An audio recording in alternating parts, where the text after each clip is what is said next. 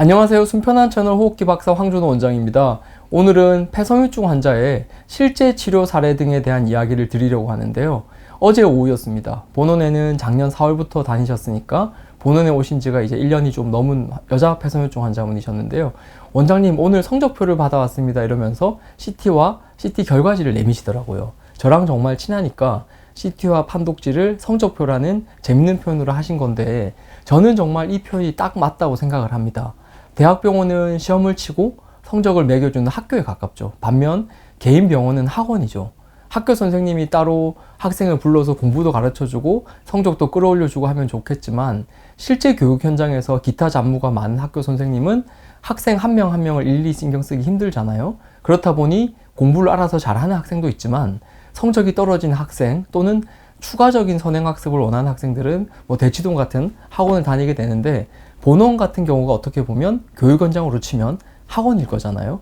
간혹 환자분 중에서도 대학병원의 진료가 너무 짧게 느껴진다거나 또는 개개인에 대한 진료 교수님의 관심이 부족하게 느껴진다는 분들도 있는데, 저는 늘 그렇게 이야기를 합니다. 저야 개인 한의원이니 10분, 20분 이상 이렇게 환자분을 보고 있지만, 저 또한 대학병원에서 교수직을 맡고 있다면 진료 방식이 그분들과 크게 다르지 않을 거라고.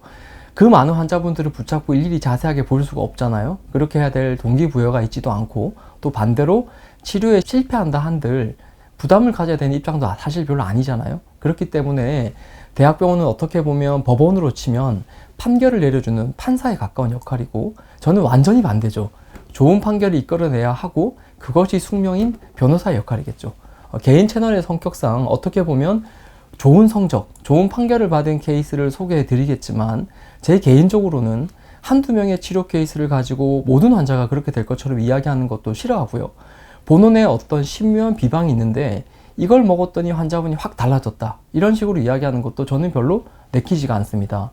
제가 생각하는 한의학의 진짜 가치는 단순히 어떤 특정한 약물에 있는 것이 아니라 질환에 대한 사고와 접근 방식이거든요. 제가 생각할 때 모든 의학은 처음에는 실제 환자를 관찰하면서 공통점과 차이점을 찾고 데이터를 누적하고 그러면서 발전을 했을 겁니다. 서양의학도 마찬가지였겠죠. 그런데 인간의 과학기술이 발전하면서 어느 순간부터 교만해졌다는 생각이 들 때가 있습니다. 가끔 보면 실제 진료 현장에서 환자는 사라진 거죠. 진료하는 의사가 실제 환자보다는 컴퓨터 화면만 보게 되는, 그것도 아주 짧게. 저는 제가 개원을 하고 진료를 시작하고 나서 실제 환자를 마주보고 관찰하는데 아주 많은 시간을 할애했습니다. 지금도 그렇고요. 제 진료 환경의 특성상 내가 어떻게 하면 유능한 변호사가 될까? 어떻게 하면 일타 강사가 될까? 저는 늘 그런 생각을 가지고 환자분을 보게 되었는데요. 제가 앞으로 질환에 대한 케이스 소개를 할 때도 신묘한 처방 한두 개보다는 제가 생각하는 이 질환은 이렇게 바라보았을 때 결과가 좋더라, 이런 형태로 시청자분들도 받아들이시면 좋겠습니다. 제가 그 환자분을 처음 뵀던 것은 작년 4월이었습니다. 그해 1월부터 3개월 정도를 마른 기침이 지속되어서 동네 병원을 거쳐서 강남 세브란스에 가게 되었는데, 거기서 CT를 찍고 나서 간질성 폐질환 진단을 받게 되었다고 하시더라고요. 그 환자분이 강남 세브란스에서 건강검진을 다행히 해놓은 자료가 있었는데, 기존에 2년 전에 했던 2022년 CT에 비해서는 2024년 CT에 차이가 있었고 진행하는 폐섬유증이라고 진단을 내린 거죠. 대부분의 환자분들이 이렇게 폐섬유증 진단을 받고 나면 보통 패닉에 빠집니다. 인터넷에 찾아보니까 안 좋은 말만 잔뜩 있고, 그렇다 보니 막 걱정이 되고 그러셨겠죠. 이 환자분도 걱정을 많이 하게 되었고, 강남 세브란스보다는 조금 더 큰 병원인 아산병원 진료역도 해두고, 그런데 작년에 의료 대란으로 예약이 빨리 안 잡혔잖아요. 그렇다 보니 안암동에 위치한 개인 의원도 가보고, 그런 과정에서 본원에 오셨던 거죠. 그때는 제가 유튜브 한 지도 얼마 안 돼서 사실 동영상도 몇 개 없을 시점이었는데 정말 열심히 서칭을 하셨던 것 같아요. 근데 그때 환자분이 가지고 오신 이제 CT도 보고, 안암동의 개인의원에서 받은 처방전도 보고, 환자분의 개별 특성도 살펴봤겠죠. 제가 간질성 폐질환 환자분이 오시면 처음에 보는 게 몇 가지가 있는데요.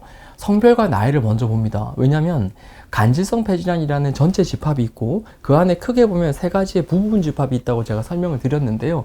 그 첫 번째가 IPF라고 하는 특발성 폐섬유증이고요. 두 번째가 NSIP라고 하는 비특이성 간질성 폐렴, 그리고 세 번째가 자가면역 질환과 동반된 폐섬유증, 이렇게 나뉘는데, 크게 보면 이렇게 나뉘는데, 여자 폐섬유증 환자분들은 꼭 그런 것은 아니지만 확률적으로는 이 2번과 3번이 좀 더 많거든요. 그래서 진행을 느리게 하는 것이 지상 과제인, 제일 중요한 과제인 제 입장에서는 어떤 환자가 왔을 때 이 환자가 전체 간지성 폐질환 중에서 1번, 2번, 3번 중에 어디에 속할 것 같다. 이 부분이 사실 엄청 중요하거든요. 왜냐하면 1번은 진행을 빨리 할 수 있고 2번, 3번은 변화 양상이 좀 다를 수 있기 때문에.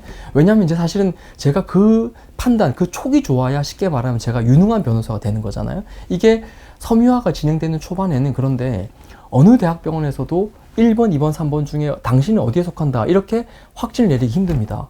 자가면역 질환이야 혈액 검사로 나오기 때문에 구분이 쉬운데 CT만으로는 어느 정도 진행이 되고 나면 구분이 좀 되지만 초반에는 당신은 딱 이거라고 판정을 짓기가 힘든데, 근데 저는 그 상황에서 사실 판단을 내려야 합니다. 왜냐하면 그래야 흐름을 예측하고 대응을 할 수 있으니까요.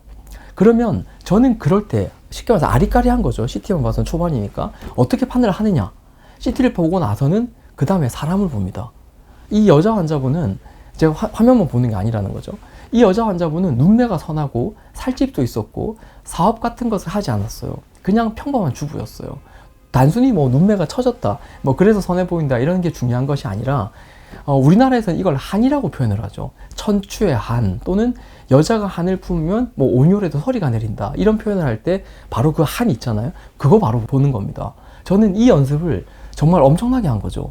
CT를 보면서 이 부분에서 간유리 음영이 있다, 이걸 지지오라고 한다, 이런 것은 정량할 수 있는 부분인데 어떻게 보면 이 사람의 눈에 한이 있냐 없냐는 뭐 이건 도저히 어떻게 정량할 수가 없는 부분이잖아요. 챗 GPT가 요새 유행하는데 챗 GPT한테 한이 맺힌 사람의 눈빛은 어떻습니까? 라고 물어보면 사실 챗 GPT가 뭐라고 대답할지 궁금하기도 한데요. 이런 부분에 대한 파악은 제가 이제 교육을 해보니까 금방 잘할 수 있는 사람이 있고 못하는 사람이 있습니다. 꼭 오감이 발달했다라기보다는 인생의 우여곡절을 많이 겪은 사람이죠. 우리가 아는 만큼 보인다고 하잖아요. 제 생각에 진짜 곱게 큰 사람은 뭐 진료에서 이런 디텍팅이나 이런 진료가 좀 힘들 수 있을 것 같아요. 제가 경인순편한의원에 이제 본점으로서 나름 창업을 하고 서울을 제외하고 광역대도시 몇 군데 지점도 내어봤는데요. 없어진 지점도 있고 너무 잘하고 계신 대구 지점 원장님 같은 분도 계신데요. 결과적으로 돌이켜봤을 때 본원이 진료하고 있는 파트에서 제일 중요한 원장님의 이 덕목은 학점이나 학업 능력이 아니었습니다. 기본적으로는 사람을 좋아해야 되고 우리말로는 끈기라고 하는 그릿도 있어야 되고, 그리고 좀 고생도 하면서 잘한 원장님이 이런 감정과 눈빛에 대한 파악이 훨씬 좋았습니다. 뭐 이건 가르치기 좀 힘든 부분이었던 거죠. 제가 제 유튜브를 보시는 분들은 나이가 좀 있는 분들이 많은데요. 인생을 살아보신 분들이라서 이 부분이 어떤 말인지 아마 아실 겁니다. 여튼 제가 봤던 그 여자 환자분은 제 눈에는 그렇게까지 한이 있는 사람이 아니었어요. 특발성 폐섬유증의 경우는 제가 일전에 완고한 사람의 화병이라고 표현을 했던 적이 있는데 이런 분들은 성격이 확실히 좀 강합니다. 남자분들이라면 안광에 힘도 있고 성격도 좀 급하면서 외골수 기질이 있는 분들이 많고요. 여자분들이라면 이 한이라고 하는 그런 느낌이 있어요. 눈빛이 선하고 그냥 평범한 주부로 보였던 그 여자분의 경우는 섬유화는 어느 정도 진행을 했지만 초기는 아니었어요. 제 판단으로는 NSIP, 비특이성 간질성 폐렴에 가깝게 보였던 거죠. 하지만 이 부분은 요즘 유행하는 말로는 철저히 제 개인적인 느낌적인 느낌이고요. 모니터상의 화면만 판단 기준으로 잡는 서양의학적인 관점에서는, 의학적인 관점에서는 아주 진행된 상태가 아니라면 병원마다 진단이 다 다를 수가 있습니다. 그리고 실제로 또 이분이 실제로 그랬습니다. 처음에 진단을 받았던 강남 세브란스 병원에서는 NSIP로 추정된다는 진단을 내리면서 조금 더 관찰해보자, 투약 없이 이렇게 진단을 내렸었고요. 안암동에 있는 개인병원에서는 특발성 폐섬유증이죠. IPF로 강하게 의심을 하고 피레스파와 스테로이드를 동시에 처방을 했었습니다. 참고로 저는 피레스파가 약이 좀 세다는 생각을 많이 하고 있기 때문에 비특이성 간질성 폐렴 환자라면 피레스파는 피하는 것이 좋지 않을까라는 생각을 했었지만 한의사인 제가 뭐 이 부분을 터치할 수는 없는 거잖아요. 그래서 저는 이런 경우에는 뭐 1대1로 나온 거잖아요. 강남 세브란스에서는 이거다, 또는 다른 병원에서 이거다. 그래서 저는 1대1의 상황에서 삼성동에서 개원을 하고 있는 예전에 아산병원에서 폐섬유증을 많이 보셨던 여자 교수님이 있는데 거기 가서 한번 상담을 받아보는 건 어떻겠냐고 추천을 드렸어요. 다행히 이제 그곳에서 자료를 가지고 간 환자분의 자료를 면밀히 살펴보고 나서는 IPF로 보기에는 아직은 좀 무리가 있으니 처방받은 약이 있다면 일단은 다 끊으라고 이제 설명을 들었고, 어떻게 보면 이제 직장에서는 사수관계였겠죠. 이제 아산병원에서 자신의 후임인 김호철 교수님 또는 송진우 교수님에게 이런 경우 연결을 해주시는 것 같던데, 이 환자분은 이제 뭐 많이 보는 교수님이죠. 송진우 교수님 파트로 진료를 보게끔 예약을 잡아주셨다고 하더라고요. 이제 그렇게 해서 이 환자는 최종적으로는 아산병원 진료를 보게 되었고, 스테로이드와 피레스파가 아닌 스테로이드와 면역억제제 처방을 받으셨더라고요. 동시에 그 본원의 한약 치료와 관리도 같이 병행을 하셨고요. 제가 폐섬유증의 관리에서는 세팅이 정교할 필요가 있다는 말씀을 드렸는데요. 스테로이드가 무조건 좋은 약이다 또는 함부로 써도 되는 약이다 이런 것은 절대 아닙니다. 이 약도 부작용이 있고 매우 조심스럽게 써야 되는 약이 맞습니다. 그리고 무엇보다 한의사인 저는 이런 처방을 할 권리도 없습니다. 그런데 왜 이런 부분을 언급을 드리냐면, 저한테 어떤 폐섬유증 왔다고 가정을 할게요. 기침도 심하고 체중도 조금씩 빠지는 기미가 보여요. 그래서 저는 십전대보통이라는 보약을 처방했다고 칠게요. 뭐 이거는 한의학적이라는 입장에서 볼 때는 적합한 처방이라고 합시다. 그런데 이 환자는 병원에서 피레스파를 처방받은 관계 때문에 입맛도 없고 소화도 안 되고 오히려 점점 체중이 빠지는 흐름으로 가고 있다고 가정할게요. 자, 그러면 이 환자 좋아질까요? 다음번에 찍는 CT에서는 뭐 간이류 이명 진행 안 되고 똑같이 유지가 될까요? 그렇지 않거든요. 피레스파를 드시더라도 체중도 안 빠지고 소화에 큰 부담이 없으면 얼마든지 괜찮습니다. 그러면 한의사인 제 입장에서는 치료에 필요한 여건을 만들 수가 있어요. 그런데 폐섬유증이라는 질환의 큰 틀에서 보자면, 이 질환은 살이 빠지고 기침이 점점 심해지고 이 목부 여기가 마른다고 하면서 좋아지는 분은 거의 없거든요. 병원에서야 뭐 목 뒤에 가래 끼는 느낌이 있다 치면 후비루라고 진단을 뭐 하고 이비인후과 한번 가보세요라고 진료 넘기기도 하고, 소화불량이 있다고 하면 피레스파는 원래 그럴 수 있는 약입니다. 부작용이 있을 수 있어요 하고 뭐 말해버리면 그만이지만, 치료의 결과로 모든 것을 평가받는 제 입장에서 보자면 환자에 대한 적절한 변증을 통해서 십전대보통을 처방을 했더라도 결과가 나쁘면 모든 게 땡이거든요.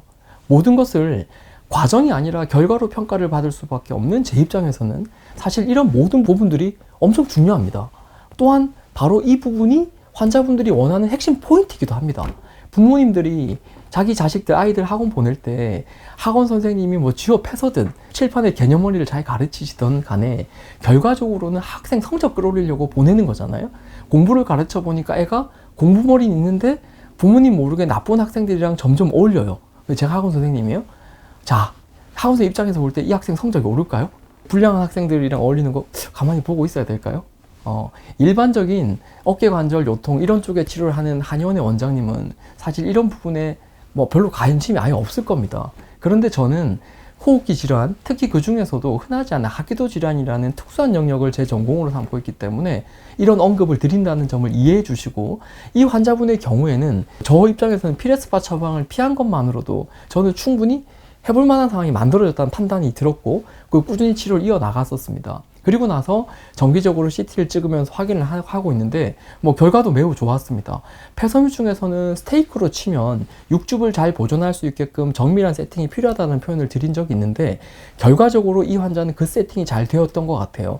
점액을 보충하는 동시에 수분 흡수력을 높이면서 혈액순환을 개선하는 목적의 한약도 잘 드셨고, 하체 근육의 발달이 약한 체질적인 특성상 심장의 펌핑이 약할 수 있는데 온욕과 운동으로 적절히 그 부분도 보완을 하셨고, 입마름에 대한 부분은 습도 조절부터 해서 입을 벌리고 자는 구강호흡 방지 테이프도 적용해서 최대한 막아냈고요. 환자분이 성적표라고 표현했던 대학병원의 CT 촬영 결과를 확인해 보면 2024년 3월 최초 진단 시점에 CT를 찍은 이후로 2024년 7월, 작년 7월, 그리고 올해죠. 2025년 5월 이렇게 이제 두 번에 걸친 확인을 했는데요.